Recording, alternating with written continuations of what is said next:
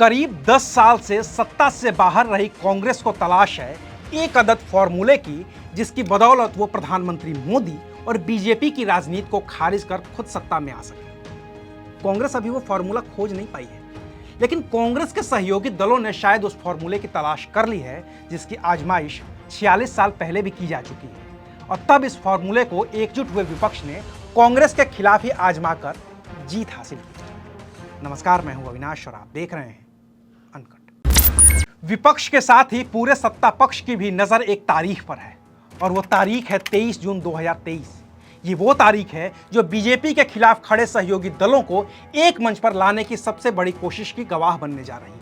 और ये हो रहा है बिहार की राजधानी पटना में, जहां नीतीश कुमार की कोशिश की बदौलत कांग्रेस से दोस्ती और दुश्मनी दोनों ही निभाने वाले दल एक साथ एक मंच पर आने को तैयार हो गए हैं।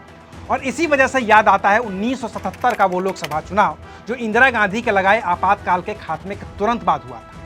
तब भी 1977 में बिहार के ही रहने वाले लोक नायक जयप्रकाश नारायण की अगुवाई में इंदिरा गांधी के खिलाफ खड़े जनता मोर्चा, जनसंघ, भारतीय लोकदल, स्वतंत्र पार्टी और सोशलिस्ट पार्टी ने एक साथ एक मंच पर आना स्वीकार किया और नई पार्टी बनी जनता पार्टी, जिसने इंदिरा गांधी के शासन को उखाड़ दिया। हालांकि इस बार मुश्किल यह है कि प्रधानमंत्री नरेंद्र मोदी की सत्ता को चुनौती देने वाले दलों के खुद के इतने बड़े स्वार्थ हैं कि वो गठबंधन में तो आ सकते हैं, लेकिन सब मिलकर एक पार्टी बनाएं और उस पार्टी से पीएम मोदी को चुनौती दें, ये असंभव है। लिहाजा 1977 वाली पार्टी तो नहीं बनेगी, हाँ गठबंधन बन सकता है। और विपक्ष के ही एक कद्दावर नेता शरद पवार ने इसका जिक्र भी कर दिया है। 23 तारीख को हम सब पटना में मिल रहे हैं। लोकसभा और राज्यों के चुनाव को लेकर चर्चा करेंगे। अगले 3-4 महीने में राज्यों के चुनाव में हमें मजबूती से काम करना है। तो हो सकता है, लेकिन सवाल तो यही है कि सब एक साथ मिलकर लड़ लेंगे, गठबंधन बन भी जाएगा, लेकिन विपक्ष का चेहरा कौन होगा? और इस सवाल पर शरद पवार फिर से 46 साल पहले आजमाए गए फॉर्मूले का जिक्र करते हैं, जिसकी बदौलत 1977 में मोरारजी देसाई देश के प्रधानमंत्री बने। 1976-77 में किसी दल को बहुमत नहीं मिला था, तब जनता पार्टी की सरकार बन गई, मोरारजी देसाई प्रधानमंत्री बने। अगर ऐसा 1977 में हो सकता है तो ये आज भी संभव है। यानी पवार ने पटना वाली मीटिंग का मैसेज तो क्लियर कर दिया है, बात होगी तो सब मिलकर बात करेंगे, कोई भी अपनी अपनी बात नहीं करेगा। 1977 का जिक्र करते हुए शरद पवार ने यह भी साफ कर दिया है कि प्रधानमंत्री पद का फैसला बाद में हो जाएगा, पहले बीजेपी के खिलाफ विपक्ष का एक कैंडिडेट तो तय कर लिया जाए। एक बार मिलकर कैसे आगे जाना है वो बात हो जाए, उसके बाद आगे के सब मुद्दों पर बात हो जाएगी। जिस राज्य में बीजेपी ज्यादा मजबूत है वहाँ एक ही विपक्ष का कैंडिडेट हो, ऐसे सुझाव आए हैं। हम लोगों की उम्मीदों पर खरा उतरने का पूरा प्रयास करेंगे। ये मीटिंग देश को एक नई दिशा देगी, क्योंकि लोग बदलाव चाहते हैं।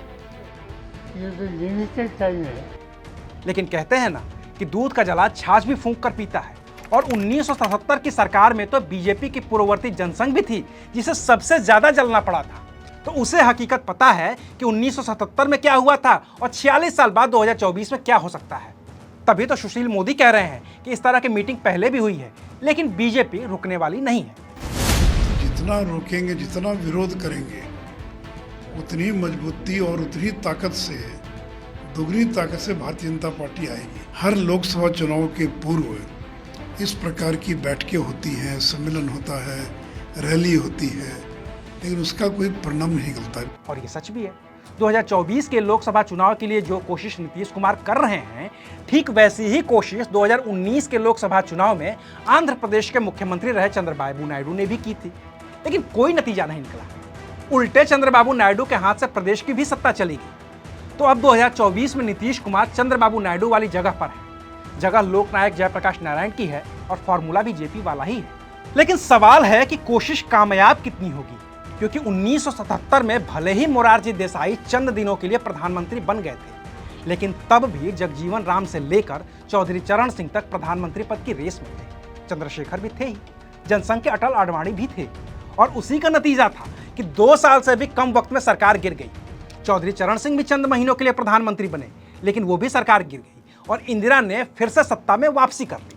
तो अब तो 2024 है और अब तो नीतीश कुमार से लेकर शरद पवार, ममता बनर्जी, केसीआर, अखिलेश यादव और अरविंद केजरीवाल तक प्रधानमंत्री पद की रेस में है। समेकित होकर चुनाव लड़कर अगर ये बीजेपी को सत्ता से बाहर कर भी देते हैं तो खुद सत्ता में कब तक रह पाएंगे और कितने दिन सरकार चला पाएंगे, ये सवाल तो उनके सामने भी है।